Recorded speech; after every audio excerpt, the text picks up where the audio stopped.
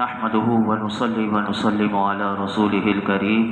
اما بعد فاعوذ باللہ من الشیطان الرجیم بسم اللہ الرحمن الرحیم والارض مددناها والقینا فیها رواسي وانبتنا فیها من کل شیء موزون، اور ہم نے زمین کو پھیلایا اور ہم نے اس میں لنگر ڈال دیے اور اس میں ہر چیز ایک معین اندازے سے اگائی۔ اللہ رب العالمین نے اس آیت سے پہلے والی آیات میں اپنی وحدانیت کے بیان میں آسمانی دلائل دی۔ اب یہاں سے اللہ رب العالمین نے یہاں سے زمینی دلائل دیے۔ چنانچہ اللہ رب العالمین نے ارشاد فرمایا کہ ہم نے زمین کو پھیلایا اور اس میں مضبوط پہاڑوں کے لنگر ڈال دیے تاکہ وہ زمین والوں کے ساتھ حرکت نہ کرے۔ اسی آیت کے تحت علامہ اسماعیل حقی رحمۃ اللہ علیہ آپ فرماتے ہیں کہ حضرت عبداللہ بن عباس رضی اللہ عنہما فرماتے ہیں کہ جب اللہ رب العالمین نے زمین کو پانی کی سطح پر پھیلایا تو یہ اپنے اوپر موجود چیزوں کے ساتھ ایک طرف ایسے جھک گئی کہ جیسے کہ کشتی جھکتی ہے۔ پھر اللہ رب العالمین نے زمین کو بیلنس کرنے کے لیے کہ یہ ایک طرف جھک گئی تھی تو اللہ رب العالمین نے اس بیلنس کو اس طرح کیا کہ اسے مضبوط پہاڑ اس کے اندر کیل کی طرح گاڑ دیے زمین میں اور اسے ایسے ٹھہرا دیا کہ جیسے کشتی کو لنگر ڈال کر وہ ٹھہرایا جاتا ہے۔ اور اسی آیت میں اللہ رب العالمین نے فرمایا کہ اس میں یعنی زمین میں اللہ رب العالمین نے ہر چیز ایک معین اندازے سے اگائی۔ اس سے مراد یہ ہے کہ اللہ رب العالمین نے زمین میں ہر چیز جو لوگوں کی ضروریات کے مطابق جو انہیں چاہیے اب اسی مطابق یعنی اندازے سے اللہ رب العالمین نے پیدا فرمائی۔ کیوں؟ اس کی وجہ یہ ہے کہ اللہ رب العالمین اپنی مخلوق میں جانتا ہے کہ انہیں کس مقدار میں کتنی چیز کی ضرورت ہے اور وہ مقدار کو بھی جانتا ہے، اور فرمایا جس کی لوگوں کو ضرورت ہو اور وہ اس سے نفع حاصل کر سکتے ہوں، اسی لیے اللہ رب العالمین نے زمین میں اسی مقدار کے مطابق نباتات کو پیدا فرمایا۔ اور بعض مفسرین نے یہ بھی فرمایا کہ جو لفظ موزون کا لفظ اللہ نے استعمال کیا یہ حسن اور تناسب سے کنایا، یعنی فرماتے ہیں کہ آیت کا معنی یہ ہے کہ ہم نے ہر زمین میں ہر چیز مناسب اگائی، عقل سلیم رکھنے والا ہر شخص اسے بہترین مصلحت کے مطابق سمجھتا ہے۔ اور بھی بہت سی اس کی تفاسیر کی گئی، یعنی جو چیز بھی بندہ دیکھ لے کہ جتنی ضرورت تھی اللہ رب العالمین نے اتنی ہی وہ چیز زمین سے اگائی، اور موزون کا لفظ اللہ رب العالمین نے استعمال فرمایا۔ آگے ارشاد فرمایا وَجَعَلْنَا لَكُمْ فِيهَا مَعَائِشَ وَمَن لَّسْتُمْ لَهُ بِرَازِقِينَ، اور تمہارے لیے اس میں زندگی گزارنے کے سامان بنائے اور وہ جاندار بنائے جنہیں تم رزق نہیں دیتے۔ اس آیت کا ایک معنی یہ ہے کہ ہم نے تمہارے لیے زمین میں زندگی گزارنے کے سامان بنائے اور تمہارے لیے وہ جاندار پیدا کیے کہ جنہیں تم رزق نہیں دیتے بلکہ اللہ رزق دیتا ہے۔ اور مفسرین نے اس آیت کا دوسرا معنی یہ کیا کہ فرمایا کہ ہم نے تمہارے لیے اور ان جانداروں کے لیے زمین میں زندگی گزارنے کے سامان بنائے جنہیں تم رزق نہیں دیتے۔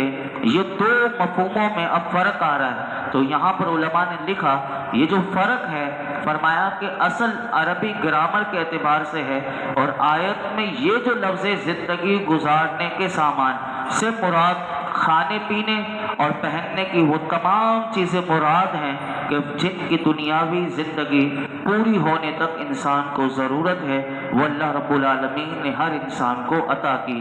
اور یہ بھی اس آیت میں آیا کہ جنہیں تم رزق نہیں دیتے، اس سے کیا مراد ہے؟ تو یاد رکھیے کہ اس سے مراد اہل و عیال، لونڈی، غلام، خدمتگار، چوپائے، حشرات الارض، یہ بندے پالتے ہیں، یعنی کسی کی خدمت گزار ہوتے ہیں، کسی کو اللہ نے دیا ہوتا ہے، یا اس نے جانور پالے ہوئے ہوتے ہیں تو وہ یہ سمجھتے ہیں کہ ہم انہیں رزق دیتے ہیں۔ تو اللہ رب العالمین نے اس بات کی جو لوگوں کی غلط فہمی ہے اس کو دور کر دیا، فرمایا کہ انہیں بھی جو تمہارے ماتحت ہیں، چاہے وہ اہل و عیال ہوں، وہ غلام ہوں، وہ لونڈی ہوں، وہ تمہارے خدمتگار ہوں، وہ چوپائے ہوں، وہ حشرات الارض ہوں، فرمایا کہ انہیں بھی اور تمہیں بھی سب کو رزق دینے والی ذات اللہ کی ہے۔ کوئی یہ نہ سمجھے کہ میں اپنے اہل و عیال کو میں رزق دے رہا ہوں، میں کما کر لا رہا ہوں۔ یہاں پر اس غلط فہمی کو بندہ ذہن سے نکال دے، کیونکہ تو نہ بھی ہوگا پھر بھی اللہ تیرے گھر والوں کو کہیں سے بھی کھلائے گا۔ اور یہ مثالیں ہم دنیا میں دیکھتے ہیں کہ کتنوں کے ایسے ہوتے ہیں کہ جو گھر سنبھالنے والے ہوتے ہیں لیکن وہ دنیا سے چلے جاتے ہیں، لیکن اللہ ان کا رزق کا بندوبست ایسا کر دیتا ہے کہ بندہ سوچ بھی نہیں سکتا کس کو کہاں سے رزق مل رہا ہے۔ تو یہاں پر یہ بات بھی بتائے گی۔ آگے ارشاد فرمایا وَإِن مِّن شَيْءٍ إِلَّا عِندَنَا خَزَائِنُهُ وَمَا نُنَزِّلُهُ إِلَّا بِقَدَرٍ مَّعْلُومٍ، اور ہمارے پاس ہر چیز کے خزانے ہیں اور ہم اسے ایک معلوم اندازے سے ہی اتارتے ہیں۔ اس آیت میں شے سے مراد ہر وہ چیز ہے کہ جو ممکن ہو، اور خزانے سے مراد وہ قدرت اور اختیار ہے۔ تو آیت کا خلاصہ کلام یہ ہوگا کہ تمام ممکنات یعنی جن کا ہونا ممکن ہے وہ اللہ کی قدرت کے تحت داخل ہیں اور اس کی ملک میں ہیں۔ وہ انہیں جیسے چاہے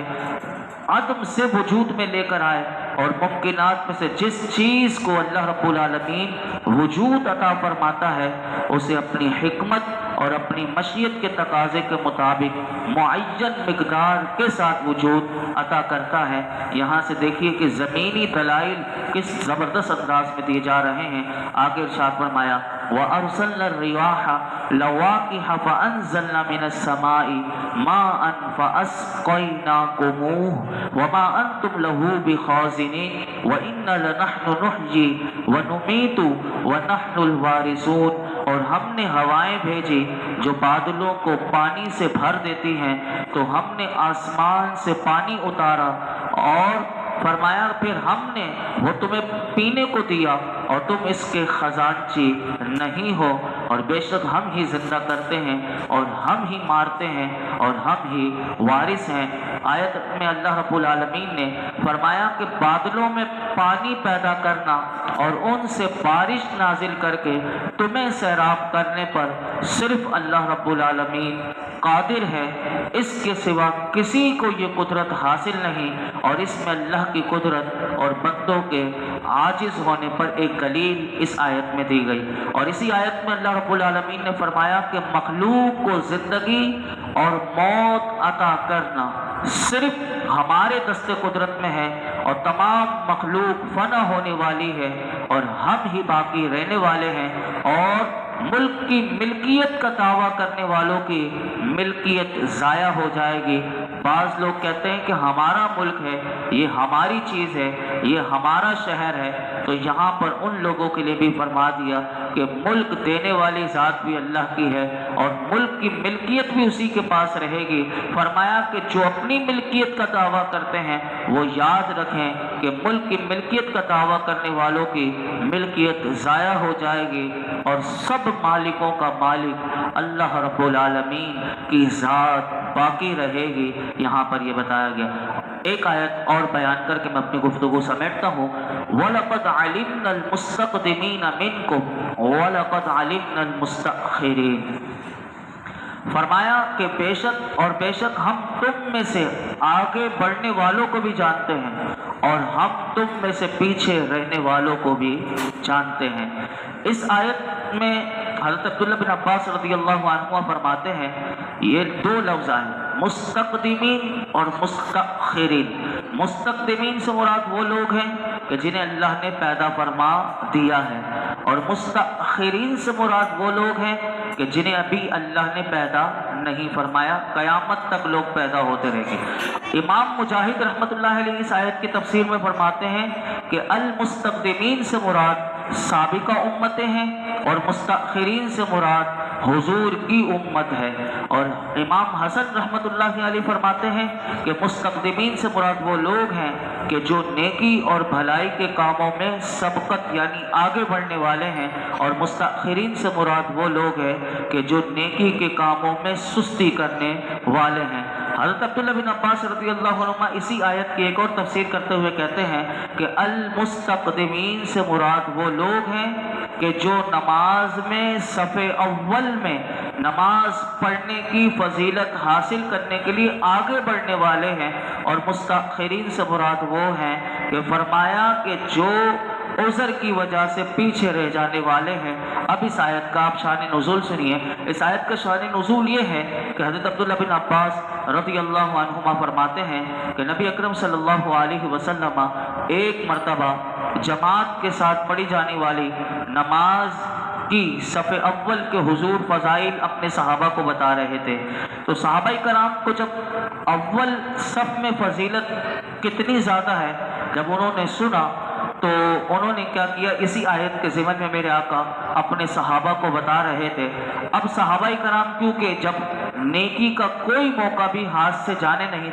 دیتے تھے، اب جب پتہ چلا کہ صف اول میں مسجد میں صف اول میں باجماعت نماز پڑھنے کی اتنی فضیلت ہے، تو بعض صحابہ کرام جن کے مکان مسجد نبوی شریف سے دور تھے تو انہوں نے اپنے مکان بیچے اور مسجد نبوی شریف کے بالکل قریب میں مکان خریدنا شروع کیا تاکہ وہ صف اول سے کبھی محروم نہ رہیں اور انہیں مسجد میں پہلی صف میں نماز پڑھنے کا ثواب مل جائے۔ اس پر یہ آیت کریمہ نازل ہوئی اور اللہ رب العالمین نے اپنے محبوب کے صحابہ کو تسلی دی اور فرمایا کہ اللہ جو ہے وہ نیتوں کو جانتا ہے اور نیت پر ثواب عطا فرماتا ہے، اور فرمایا اللہ اگلوں کو بھی جانتا ہے کہ جو صف اول میں آتے ہیں، اور فرمایا جو عذر کی وجہ سے رہ جاتے ہیں پیچھے اللہ انہیں بھی جانتا ہے اور وہ نیتوں سے خبردار ہے، اس سے کوئی چیز مخفی نہیں۔ اب آپ بھی سن لیجئے تاکہ ہمیں بھی پہلی صف میں نماز پڑھنے کی